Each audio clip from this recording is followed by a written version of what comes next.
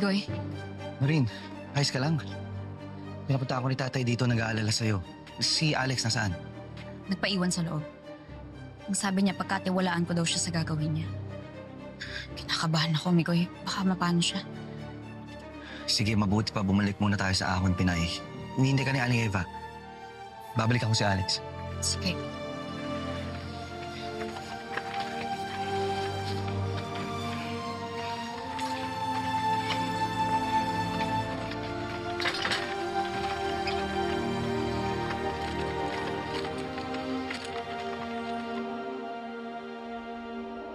Boss, nakaalis na yun na rin.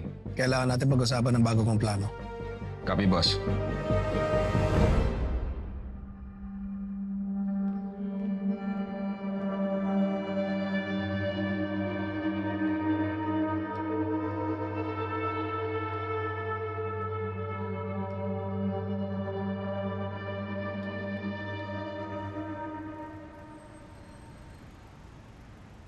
Ayos ka lang, Norin?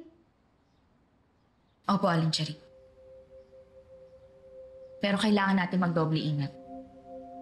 Sa ngayon, hindi pa naiisip ang Ahon Pinay na taguan natin. Pero sooner or later, makokonek na nila ang lugar na to sa atin.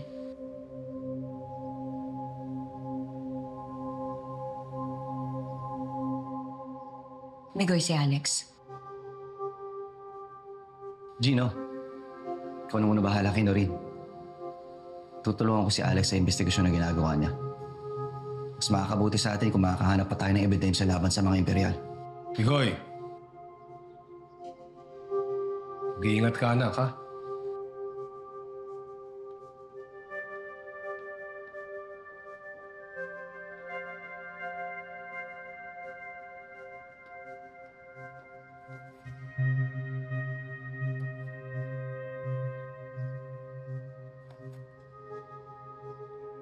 Nay, makinig ka sa akin, ha?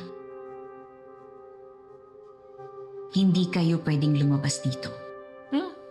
Dito lang muna kayo sa loob.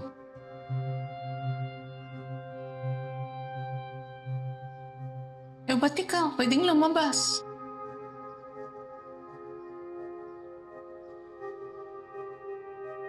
May mga kailangan lang po akong gawin.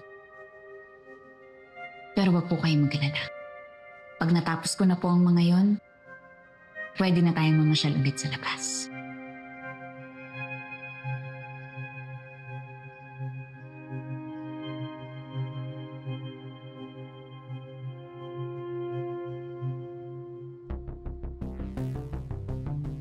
Si Shari.